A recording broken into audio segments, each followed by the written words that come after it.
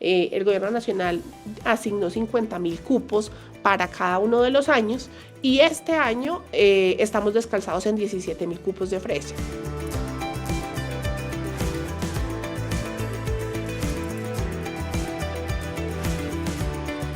Angélica María Orozco, bienvenida a nuestro video podcast Javeriana en la región. Para nosotros es un placer tenerla hoy aquí desde la ciudad de Manizales. Isabel, a ustedes muchas gracias por la invitación. La verdad es que la Universidad Javeriana para el gremio y especialmente para Camacol Caldas ha sido un aliado muy importante. Les agradecemos mucho este espacio, esta invitación y espero que este podcast sea del interés de las personas para que puedan tener con la Universidad Javeriana este acercamiento que para nosotros ha sido siempre tan valioso. ¿Cuál ha sido el reto más grande que ha enfrentado en estos últimos años en términos pues, de construcción y de región? Si hablo de Angélica María Orozco como gerente de Camacol Caldas, nosotros hemos tenido varios retos, sobre todo en la articulación que nos toca tener con lo público, porque para nuestros empresarios el tema de tiempos y de costos siempre se ha convertido en un tema muy importante a la hora de desarrollar sus proyectos. Nosotros afortunadamente hemos tenido unos años muy buenos. El sector de la construcción es un sector de ciclos. En el año 1998 tuvimos pues un gran boom y luego una caída muy importante, que si ustedes recuerdan, el sector cayó muchos años, donde también se dieron unos cambios alrededor de los créditos hipotecarios porque pasamos del UPAC a la VR, porque los bancos tenían susto de prestar, porque las personas no querían comprar. Nosotros como sector de la construcción no teníamos el peso a nivel nacional que por ejemplo tenemos hoy, no teníamos un ministerio, éramos parte de una oficina del Ministerio de Desarrollo Económico. En este momento tenemos un reto muy grande y es cómo hacemos entender al gobierno que el sector de la construcción no depende de los subsidios. Nosotros no dependemos de los subsidios para funcionar. Los subsidios les sirven a los colombianos y a las familias que normalmente no tenían la opción de comprar vivienda, y eso lo muestran las cifras recientes, y es que las ventas de vivienda de interés social han disminuido más del 50%.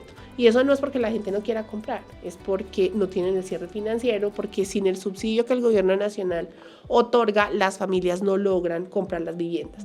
O lo otro, Isabel, es que las familias tenían la posibilidad de comprar una vivienda muy buena, de un tope bis, y hoy, como no les da el cierre, como no tienen los recursos, tienen que recurrir a una vivienda de interés prioritario, que sigue siendo una vivienda buena, pero pues que con seguridad la vivienda de un tope bis va a tener mejor ubicación, mejor distribución, espacios más amplios, y eso pues a las familias les ayuda a tener una mejor calidad de vida. Cuando hablamos de los subsidios, esos subsidios tuvieron un tema ahorita de no desembolso, o sea, que muchas familias se quedaron pidiendo esos subsidios o con la aprobación del subsidio y que no desembolsaron. ¿Cómo afectó el sector en ese sentido? Recién empezaba el gobierno del presidente Petro, los desembolsos de subsidios se pararon durante 9 meses. Eso lo que hizo fue, para las familias, generarles un sobrecosto, porque muchas de las familias ya habían terminado sus contratos de arrendamiento, ya tenían, todo listo para poder pasarse a sus viviendas, entonces les tocó pagar, asumir multas, bueno. Y a los constructores les generó un inventario terminado, quieto, comiendo todos los días, si se puede decir, intereses, porque nuestros empresarios lo que hacen es apalancar sus proyectos con crédito, no tienen otra opción. Entonces tienen una parte que es los recursos que recogen de sus clientes, más el recurso que tienen del crédito constructor, y logran sacar adelante los proyectos. ¿Qué nos tocó? Tuvimos en el país más de 26.000 subsidios represados quietos esperando el desembolso, que primero fue el desembolso y luego se nos unió el subsidio a la tasa de interés conocido como Fresh, donde no casaron, porque esos tienen que casar a la hora de hacer el desembolso, entonces se demoró muchísimo el proceso de uno de ellos, que fue el Fresh, y solo hasta el mes de agosto, septiembre del año 2022 logramos tener esos desembolsos. Ahora, digamos que los desembolsos están funcionando muy bien. Lo que sí estamos temiendo es que en el mes de agosto ya no vamos a tener subsidios, porque se descalzaron Mi Casa Ya, que es el subsidio a la cuota inicial, mejor, y el subsidio al crédito hipotecario, que es el FRESH. El gobierno nacional asignó 50.000 cupos para cada uno de los años y este año estamos descalzados en 17.000 cupos de FRESH. Es decir, no, en más o menos agosto son las cuentas que se tienen, ya no vamos a tener subsidios y se va a parar, así como lo tuvimos hace algún tiempo el desembolso de ellos. Dentro de lo que viene, entonces, un reto grandísimo, porque ahorita en agosto entonces vuelve y frena. Sí, pues sector. Es que hay un tema y es, nuestros empresarios están entendiendo, y yo creo que lo entendieron hace mucho rato, que el subsidio es una opción para las familias, pero no es una opción para el negocio, en el sentido de que cuando yo voy como empresario a mostrarle al banco que necesito el crédito constructor, tengo que tener clientes ciertos. Es decir, mis clientes no puede ninguno depender del subsidio del gobierno nacional porque ese subsidio es incierto. Sí. Ese subsidio solamente lo puedo tener en cuenta cuando el proyecto esté en el 70% de desarrollo o de construcción. Ahí sí la familia puede ir al banco, pedir la marcación, hacer todo el proceso para que le puedan entregar el subsidio y hacer la escrituración. Pero ese cliente al constructor no le sirve para llegar al punto de equilibrio. Es decir, los bancos le dicen, ok, muy bien que usted tenga sus clientes, es el 70%, pero si necesitan subsidios, ese cliente no se lo cuento. Los clientes que yo le cuento son los que tengan solitos el cierre financiero. Entonces eso es lo que hace Isabel, es que obviamente las ventas se vuelven mucho más lentas para el constructor. Las familias que acceden al subsidio, pues también es importante decirlo, son familias que finalmente no necesitaban el subsidio, o sea, les va a llegar el regalo al final. ¿Por qué? ¿Qué va a pasar? Van a tener que prestar menos dinero, pero ese subsidio a esa familia no le permitió tener el cierre. Que eso lo que hace finalmente es sacar familias que sí lo necesitaban y que familias que, pues muy bueno tener el subsidio porque tengo que prestar menos, pero no eran los que requerían ese beneficio. Que los cambios de la política del gobierno nacional, ese fue uno de los argumentos que el gobierno nacional y especialmente la ministra usaron, y era que el 6% de los subsidios que se asignaban en el país estaban llegando a manos de personas que no lo necesitaban.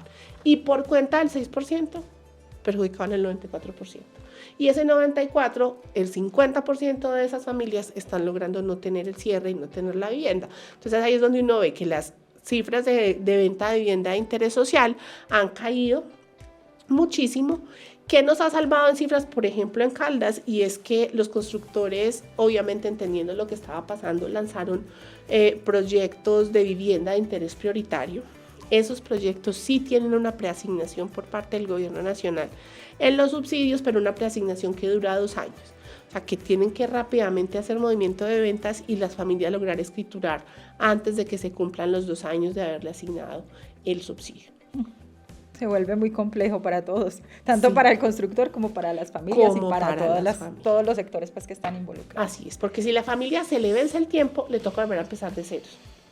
Entonces es un riesgo que se corre, es un riesgo que el constructor tiene, pero finalmente la vivienda de interés prioritario despegó, porque nosotros en Manizales y en Caldas no teníamos vivienda de interés prioritario. La vivienda de interés prioritario tiene un valor de 90 salarios mínimos. Manizales y Villa María tenemos 2 proyectos, uno muy grande en Villa María de 3.000 unidades y otro en Alcázares creo que son de más de 600 unidades. Entonces ahí hay opciones para los manizaleños. Obviamente tenemos una cantidad de proyectos de vivienda de interés social muy bonitos, que eso es una cosa que a nosotros y que especialmente a mí me gusta, y es que nuestros constructores cada vez están buscando desarrollar proyectos que mejoren la calidad de vida de las personas que lo van a habitar. De hecho, los constructores han entendido que las familias cambiaron, que nuestras familias ya no son de 4, 5, 10, sino que son familias, la mayoría 3, unipersonales. 4. Tenemos muchas personas que viven solas,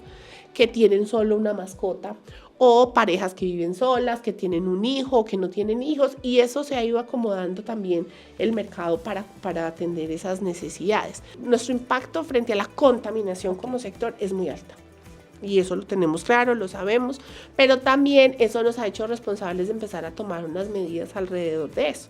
Certificar los proyectos, por ejemplo, que nuestros proyectos usen materiales que sean amigables con el medio ambiente, que generen ahorros de energía, de agua y sobre todo una cosa súper importante para el bolsillo del ciudadano, que cuando ya se pasen las personas que compraron el proyecto a habitar esas unidades, pues tengan ahorros de agua, de energía. Entonces, en eso hemos avanzado mucho, Isabel, y creo que eso nos ayuda como sector a seguir adelante, obviamente a tener que buscar otras alternativas y sobre todo a buscar ser más productivos. Es el camino que nos queda. Nosotros como Camacol siempre buscamos que nuestros empresarios estén informados y formados para que atiendan esas demandas.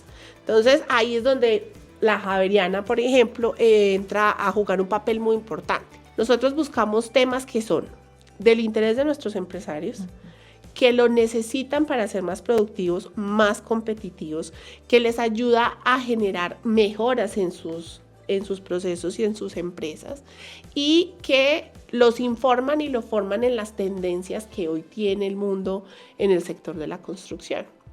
Y en eso yo creo que es donde nos hemos caracterizado y por eso afortunadamente nuestras formaciones tienen muy buena aceptación por parte de los profesionales y de los empresarios del sector.